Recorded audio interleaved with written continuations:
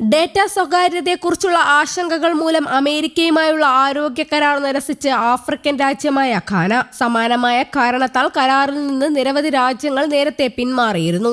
ആവശ്യമായ സുരക്ഷാ സംവിധാനങ്ങളില്ലാതെ ഘാനയുടെ നിർണായക ആരോഗ്യ വിവരങ്ങളിലേക്ക് US സ്ഥാപനങ്ങൾക്ക് പ്രവേശനം അനുവദിക്കുന്ന വ്യവസ്ഥകൾ കരാറിൽ ഉൾപ്പെടുത്തിയതായി ഘാനയുടെ data protection commission executive director Arnold കാവർപൂവോ പറഞ്ഞു. ട്രംപ് ഭരണകൂടത്തിന്റെ അമേരിക്ക ആദ്യം എന്ന സമീപനത്തിന്റെ ഭാഗമായി 30-ലധികം രാജ്യങ്ങളുമായി US ഇത്തരം ആരോഗ്യ കരാറുകളിൽ ഏർപ്പെട്ടിട്ടുണ്ട്. അവയിൽ ഭൂരിഭാഗവും ആഫ്രിക്കയിലാണ്. പൊതുജനാരോഗ്യ സംവിധാനങ്ങളെ പിന്തുണയ്ക്കുന്നതിനും രോഗവ്യാപനത്തിനെതിരെ പോരാടുന്നതിനും US സഹായം വെട്ടിക്കുറച്ചത് നിരവധി ആഫ്രിക്കൻ രാജ്യങ്ങളെ ബാധിച്ചിരുന്നു. അതേസമയം പുതിയ കരാറുകൾ ഈ രാജ്യങ്ങൾക്ക് ദശലക്ഷക്കണക്കിന് ഡോളർ US ധനസഹായം വാഗ്ദാനം ചെയ്യുന്നു. ഡേറ്റ സ്വകാര്യത ആശങ്കകളെ തുടർന്ന് നിർദ്ദിഷ്ട കരാർ നിരസിച്ചതായി സിംബാബ്വെ അറിയിച്ചിരുന്നു.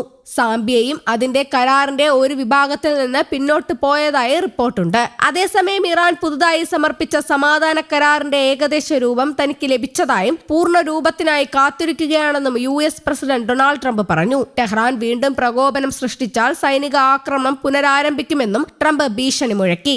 ഹോർമൂസ് കടലിടുക്ക് പൂർണ്ണമായി കപ്പൽ ഗതാഗതത്തിന് തുറന്നു കൊടുക്കാനും US നാവിക ഉപരോധം അവസാനിപ്പിക്കാനും നിർദ്ദേശിക്കുന്ന ഇറാന്റെ പുതിയ കരാർ ആണവ വിഷയത്തിലുള്ള ചർച്ച പിന്നീട് നടത്താമെന്നും പറയുന്നു. എന്നാൽ ട്രംപ് ഈ നിർദ്ദേശം തള്ളിയതായും സ്ഥിരീകരിക്കാത്ത റിപ്പോർട്ടുകളുണ്ട്.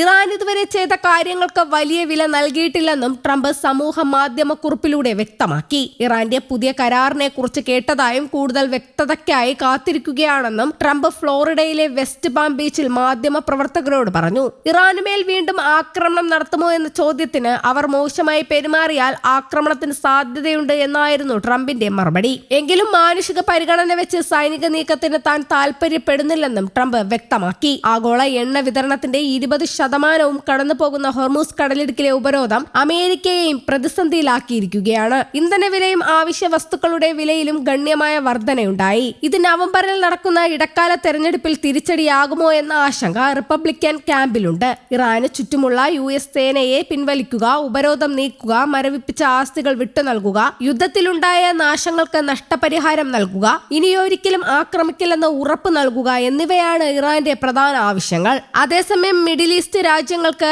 $8.6 ബില്യൺ ആയുധ വിൽപ്പനയ്ക്ക് US സ്റ്റേറ്റ് ഡിപ്പാർട്ട്മെന്റ് അനുമതി നൽകി. അത്യാധുനിക സൈനിക ഹാർഡ്വെയറുകളും അനുബന്ധ സേവനങ്ങളും ഇതിൽ ഉൾപ്പെടും. മേഖലയിലെ സുരക്ഷാ സാഹചര്യം കണക്കിലെടുത്ത് സഖ്യകക്ഷികളുടെ പ്രതിരോധ ശേഷി വർദ്ധിപ്പിക്കുന്നതിന്റെ ഭാഗമായാണ് ആയുധ വിൽപ്പന എന്നാണ് അമേരിക്കൻ വാദം. അതേസമയം വെടിനിർത്തൽ കരാറിനിടയിലും തെക്കൻ ലബനോനിൽ ഇസ്രായേലിന്റെ സൈനിക നടപടി തുടരുകയാണ്. മാർച്ച് 2 മുതലുള്ള ഇസ്രായേൽ ആക്രമണങ്ങളിൽ ലബനോനിൽ ഇതുവരെ 2659 പേരാണ് കൊല്ലപ്പെട്ടത്. 8183 പേർക്ക് പരിക്കേറ്റു. അതിനിടെ ഇറാനിലെ സൈനിക നടപടിക്ക് അമേരിക്കൻ കോൺഗ്രസിന്റെ അംഗീകാരം വാങ്ങാനുള്ള 60 ദിവസ കാലാവധി കഴിഞ്ഞ ദിവസം അവസാനിച്ചു. വെടിനിർത്തൽ പ്രാബല്യത്തിലുള്ളതിനാൽ 60 ദിവസ കാലാവധി ബാധകമല്ലെന്നാണ് ട്രംപിന്റെ നിലപാട്. കോൺഗ്രസ് അംഗങ്ങൾക്ക് എഴുതിയ കത്തിലാണ് ഇക്കാര്യം വ്യക്തമാക്കിയത്. എന്നാൽ നിലവിലെ വെടിനിർത്തലിനെ യുദ്ധം അവസാനിച്ചതായി കണക്കാക്കാൻ കഴിയില്ലെന്നും 60 ദിവസ സമയപരിധി മെയ് 1 തന്നെ അവസാനിച്ചു എന്നുമാണ് ഡെമോക്രാറ്റുകളുടെ വാദം.